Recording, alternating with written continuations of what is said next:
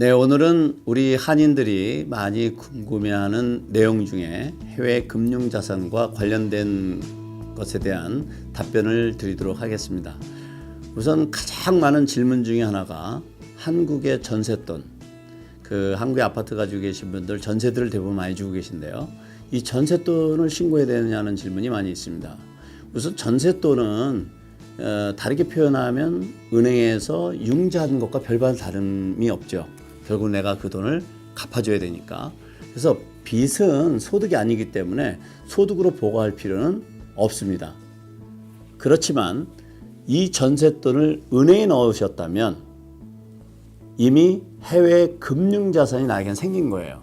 그래서 그 해당 금융자산, 즉 그 은행 계좌에 대한 정보를 본인이 소득세 신고할 때 그리고 핀센의 FBAR 그 두 군데 반드시 신고하셔야 됩니다. 그러나 거기에서 그러면 또 이자가 생겼으면 어떻게 될까요? 네, 당연히 그것도 해외 소득으로 보고를 하셔야 됩니다. 뭐 큰 돈이 아니겠지만 그래도 그런 거 미스해서 나중에 불편해지시는 것보다 그때 바로 신고하시면 편안하시겠죠. 그리고 이제 전세를 주는 경우 이런 경우 있습니다. 전세를 기존에 있던 전세를 빼서 그러니까 새로 하시는 분 돌려주고 그리고 이제 새로 하시는 분한테 돈을 받아서 이제 옛날에 있던 분한테 돌려줄 때 그때 잠깐 은행에 들어갔다 나가는 거 그거 신고해야 되느냐? 예, 신고하셔야 됩니다. 잠깐이라도 단 하루라도 돈이 10,000불이 넘은 적이 있으면 신고 대상이 되는 거 잊어버리시면 안 되겠습니다. 그 다음에 또 질문이 많이 들어오는 게 이런 질문이 있습니다. 부모님께서 나도 모르게 계좌를 만들어 놨어요. 그래서 뭐 어렸을 때 만들었는데 자기는 몰랐었는데 나중에 어느 날 부모님이 얘기를 하시는 거예요. 얘야, 네 이름으로 이러이러한 은행에 얼마가 예금되어 있다. 근데 이건 내 돈이고 네 돈이 아니다. 할지라도 내 이름으로 되어 있다는 건 법적으로 누가 소유주일까요? 제가 소유자죠. 그렇기 때문에 신고 대상이 됩니다.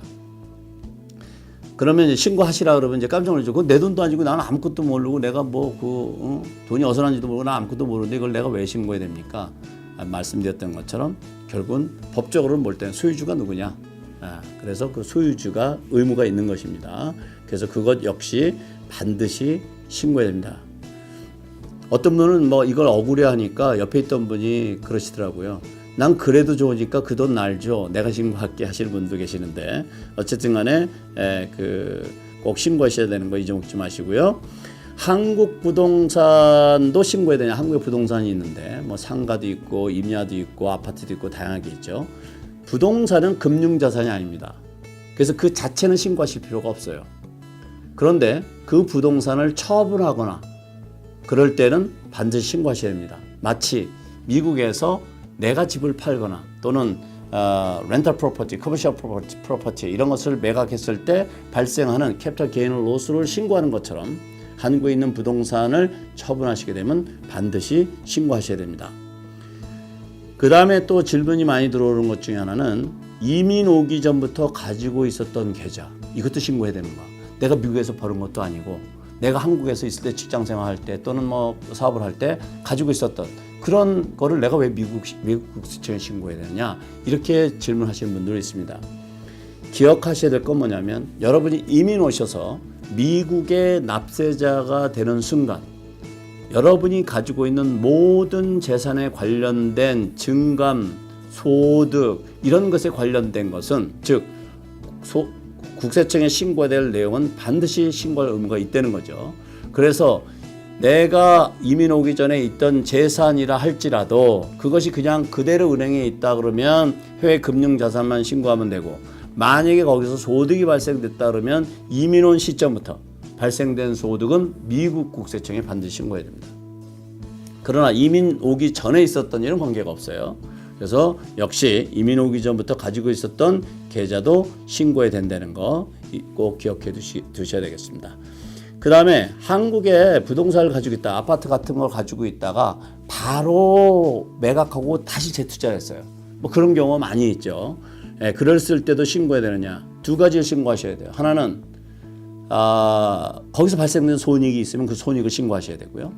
두 번째는 그 매각하고 받았던 돈을 잠시 은행에 넣었다가 다시 재투자했어도 그 은행이 잠깐 들어왔으면 그것을 해외 금융 자산으로 신고를 하셔야 됩니다.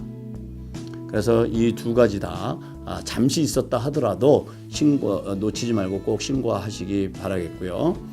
그 다음에 이제 그 다음으로 이제 또 질문이 이제 있는 것은 지금까지 보고되지 않은 것은 어떻게 하는가? 과거의 것을 내가 몰랐었는데 이걸 보고해야 되는지 말아야 되는지. 우선 과거의 것은 개개인마다 상황이 다르고 입장이 다르기 때문에 정확한 그 상황을 봐야 정확한 답을 드릴 수가 있습니다만, 적어도 금년에 지금 알았다 그러면 내년 4월 15일까지 신고할 때 금년 것은 신고하실 것을 권장드립니다. 왜냐하면 tax return은 그 해마다 보기 때문에 일단 2018년에 있었던 것을 적어도 법을 준수했다라는 것은 대단히 중요한 것이기 때문에 꼭 이제 아는 순간부터라도 반드시 보고할 것을 권장드리고요. 과거의 것도 본인이 큰 부담 없이 자진 신고하실 수 있는 경우라면 자진 신고를 하시고, 그보다 더 복잡한 사정이 있을 경우에는 전문가와 꼭 상의를 하셔서 대책을 세우는 것이 바람직하다고 생각이 됩니다.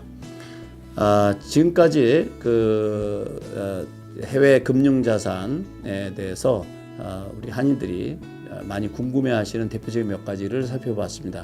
앞으로도 더 추가적으로 많은 그 궁금한 것들이 있게 되면 다른 칼럼을 통해서 설명드리도록 하겠습니다.